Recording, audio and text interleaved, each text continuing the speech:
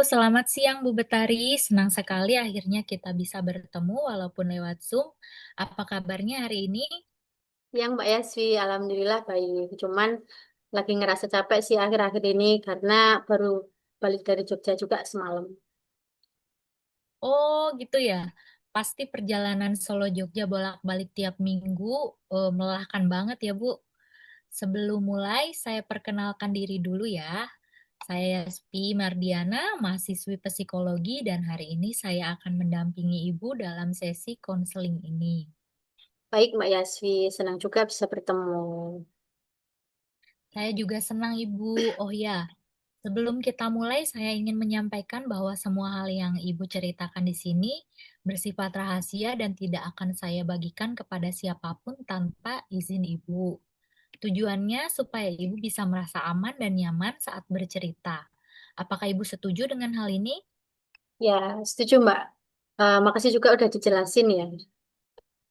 Ya, baik Bu. Jadi Ibu bisa santai aja ya, nggak ada yang perlu terburu-buru. Kita ngobrol aja pelan-pelan kalau boleh tahu.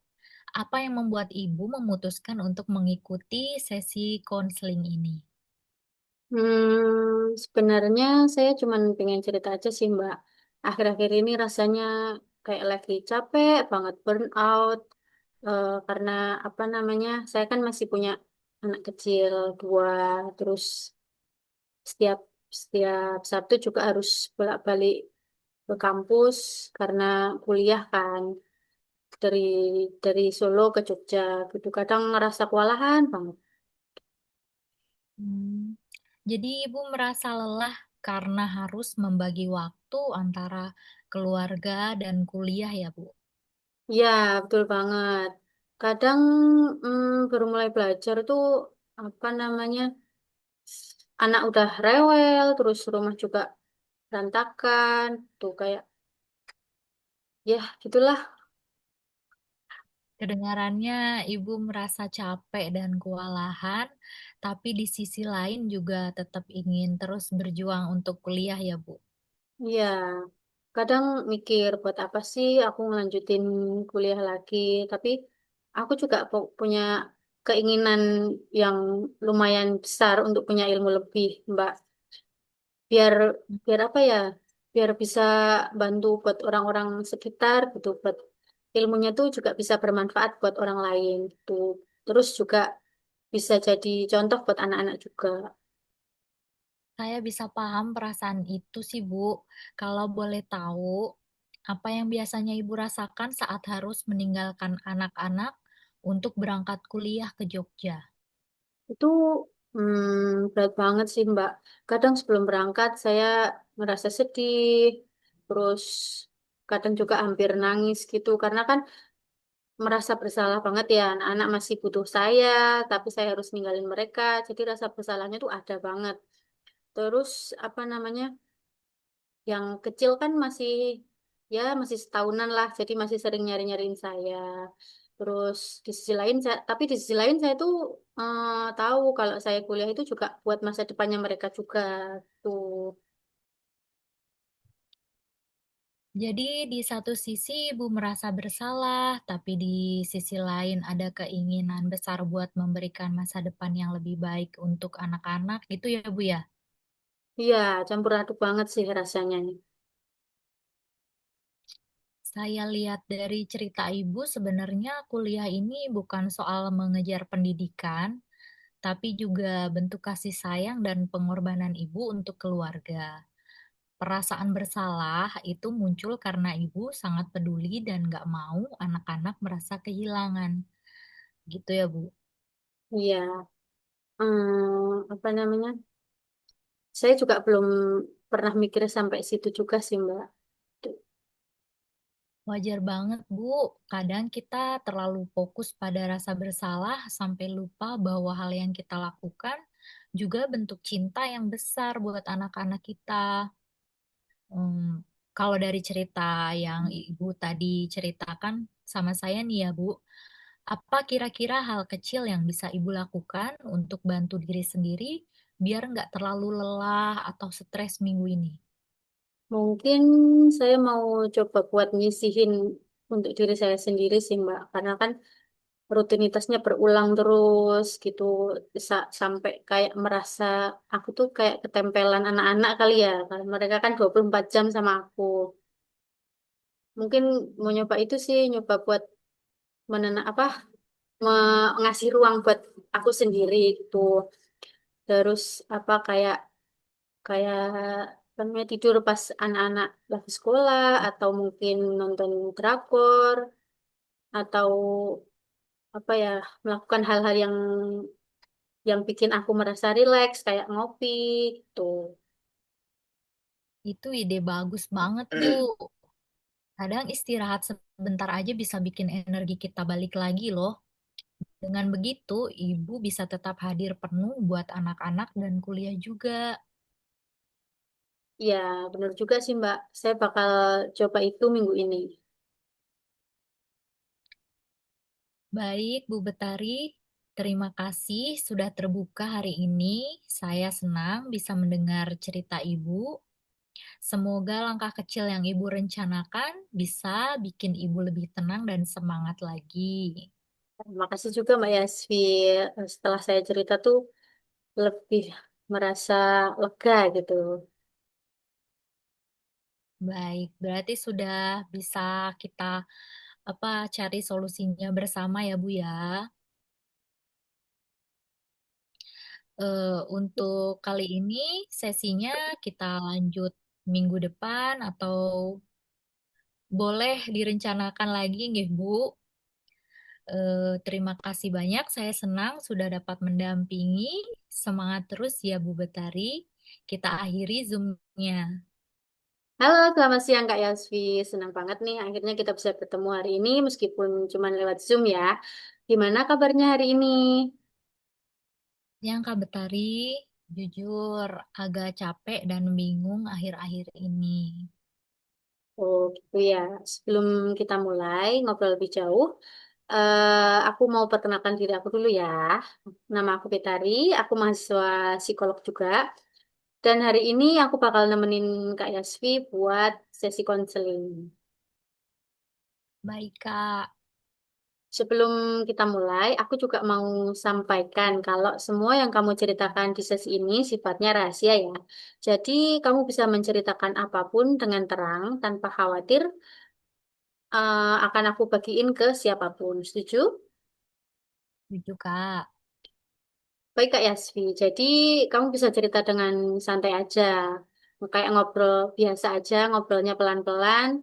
Kalau boleh tahu nih, apa sih yang membuat Kak Yasvi ini memutuskan untuk mengikuti sesi konseling kali ini? Sebenarnya aku tuh lagi ngerasa kehilangan motivasi belajar, Kak. Kayak ngerasa salah jurusan. Kadang aku mikir, buat apa sih aku kuliah psikologi? Jadi Kak Yasvi ini merasa kalau lagi kehilangan semangat belajar, terus mulai ragu. Apakah psikolog ini pilihan yang tepat gitu ya? Iya, bener banget, Kak. Aku ngerasa buang-buang waktu. Apalagi kadang lihat temen yang sekolah pelayaran. Mereka cepet banget dapat kerja. Udah foto-foto aja di kapal, jalan-jalan ke luar negeri. Sementara aku masih belajar teori yang rasanya nggak habis-habis ini. Kedengarannya Kak Yasvi ini kayak lagi ngerasa capek dan iri juga ya. Ngelihat orang lain kayaknya lebih cepat sampai gitu di tujuannya. Sedangkan kakak ini masih di situ-situ aja. Tuh ya. Iya, aku ngerasa tertinggal. Dulu aku pengen banget masuk sekolah pelayaran, tapi malah ambil psikologi. Sekarang ya jadi menyesal kayak gini sih, Kak. Hmm. Waktu dulu kakak milih jurusan psikolog nih, apa sih yang membuat kakak itu akhirnya tetap milih jurusan psikolog ini sih Kak? Iya, awalnya ya karena orang tua juga sih nyaranin katanya psikologi itu bagus, bisa bantu banyak orang. Terus aku pikir ya udah oke aja. Tapi makin ke sini aku ngerasa nggak cocok, materinya berat, terus banyak teori, banyak praktikum, dan aku nggak tahu mau kerja apa lagi. Soalnya ini juga kuliahnya lama ya menurutku 4 Mm. tahun. Jadi awalnya tuh kayak Svi mencoba buat nurutin kemauannya orang tua gitu ya. Tapi sekarang malah muncul perasaan ragu, terus bingung karena ngerasa nggak cocok dan belum lihat arah yang jelas setelah lulus gitu ya. Iya Kak, rasanya kayak jalan di tempat. Hmm, aku bisa paham banget sih perasaan kamu, Kak. Soalnya tuh banyak juga mahasiswa yang pernah ada di posisi kakak, ngerasa kehilangan motivasi, terus mempertanyakan pilihannya. Tapi dari cerita kamu, aku bisa lihat kalau kakak ini masih punya keinginan yang kuat buat menemukan arah yang benar. Iya sih. Aku cuman pengen ngerasa lebih yakin aja sih Kak sama yang aku lakuin saat ini gitu. Kadang kadang tuh apa namanya, perasaan ragu itu justru muncul karena kita sedang tumbuh sih, kayak sedang berproses untuk lebih mengenal diri sendiri. Mungkin bukan berarti kamu salah jurusan, tapi kamu lagi mencoba mencari makna dari apa yang kamu pelajari. Hmm, ya juga ya kayak aku nggak pernah sih mikir kayak gitu. Mungkin bisa dilihat lagi dari sisi positifnya. Kita ambil sisi positifnya aja. Ilmu psikolog kan bisa dibawa kemana-mana, nggak nggak harus apa namanya, nggak harus dari pelayaran.